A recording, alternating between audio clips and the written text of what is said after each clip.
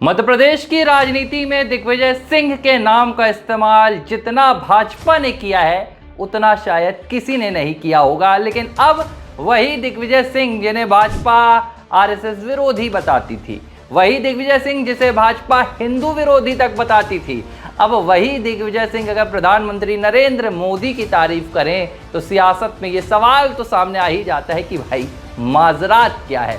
आखिर क्यों दिग्विजय सिंह देश के प्रधानमंत्री नरेंद्र मोदी की तारीफ कर रहे हैं और उनके द्वारा किए जाने वाले कामों की सराहना कर रहे हैं, उन्हें बधाइयां दे रहे हैं? क्या ये कोई नया सियासी दांव है या दिग्विजय सिंह के मन में जो चल रहा है ये उसकी एक बानगी है? आखिर अब मध्य प्रदेश की सियासत में दिग्विजय सिंह किसकी तलाश कर रहे हैं? क्या वो अपने बेटे जयवर्धन के लिए कोई नई सियासी राह बनाने वाले हैं? पूरी कहानी बताऊंगा क्या चल रहा है दिग्विजय सिंह के मन में। नमस्कार, लिबरल टीवी देख रहे हैं आप, मैं हूं आर मोहन तिवारी। मध्य प्रदेश के पूर्व मुख्यमंत्री दिग्विजय सिंह, जिन्होंने लगभग एक दशक मध्य प्रदेश में बतौर मुख्यमंत्री शासन किया, राज किया, लेकिन जब दिग्विजय सिंह की विदाई हुई तो वो कभी मध्य प्रदेश की राजनीति में वापस लौटकर नहीं आ पाए।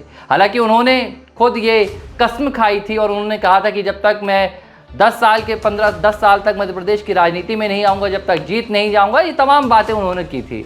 लेकिन वो दौर कभी नहीं आया। दिग्विजय सिंह कभी मध्य प्रदेश में विधानसभा चुनाव लड़ने वापस नहीं लौटे।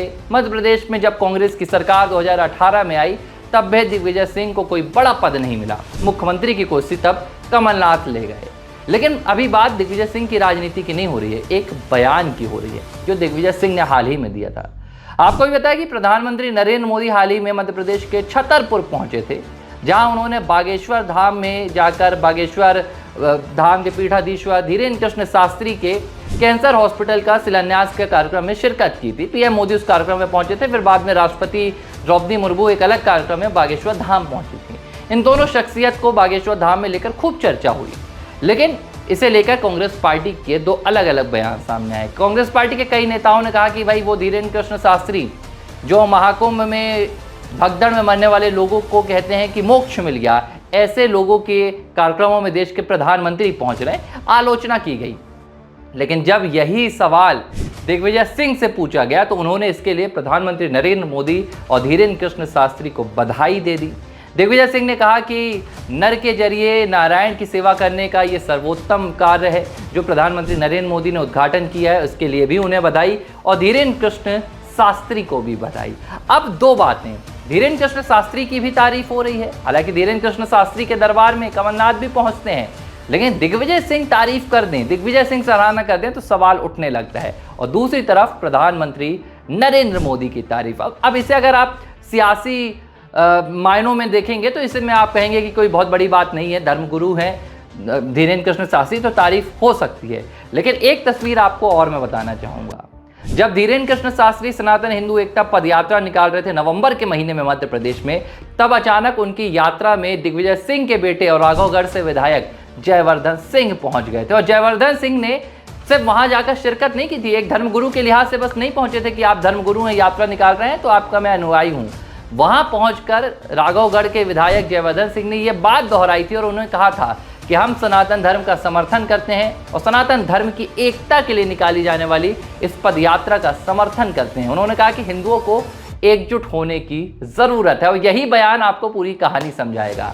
वो दिग्विजय सिंह जो आरएसएस जैसे संस्थानों के खिलाफ लगातार बयान देते हैं, वो कहते हैं कि आरएसएस ही है जो देश में नफरत फैला रही है, और अगर उनके बेटे ऐसी ही एक सनातन हिंदू पदयात्रा का समर्थन करते हैं और उसके बाद अब दिग्विजय सिंह प्रधानमंत्री नरेंद्र मोदी की तारीफ करते हैं, अगर इस कनेक्शन को आप जोड़ेंगे तो आपको नजर आएगा कि मध्य प्रदेश में दिग्विजय सिंह अब अपने बेटे के लिए नई सियासी राह तलाश रहे हैं। देखिए, इस बात में कोई दो राय नहीं है कि मध्य प्रदेश की सियासत से दिग्विजय सिंह का नाम लगभग अब मिटता जा रहा है। दिग्विजय सिंह ने 2 बार लोकसभा चुनाव लड़ने की कोशिश की।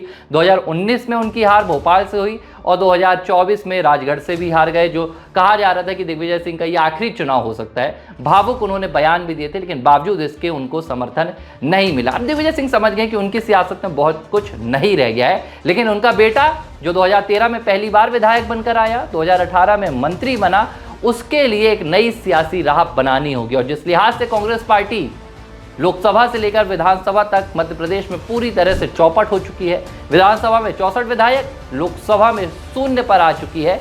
जाहिर सी बात है कि मध्य प्रदेश की सियासत में कांग्रेस को अभी बहुत कुछ हासिल होता नजर नहीं आ रहा है और शायद यही वजह है कि अब दिग्विजय सिंह राघवगढ़ के अपने विधायक बेटे जयवर्धन के लिए नई सियासी राह तलाश सकते हैं। पीएम मोदी की तारीफ, धीरेन्द्र कृष्ण शास्त्री की सराहना इसी नई राह की ओर इशारा कर रहा है। हालांकि धीरेन्द्र कृष्ण शास्त्री और पीएम मोदी की तारीफ के बाद जयवर्धन सिंह क्या भाजपा में शामिल होने की अटकलों में नजर आ रहे हैं, ये कहना अभी जल्दबाजी होगी। लेकिन जिस लिहाज से प्लेटफॉर्म तैयार हो रहा है, दिग्विजय सिंह अपने बयान सॉफ्ट करते जा रहे हैं, कहीं ना कहीं मध्य प्रदेश में आने वाले दिनों की सियासत में जयवर्धन भी पाला पलटते नजर आ सकते हैं।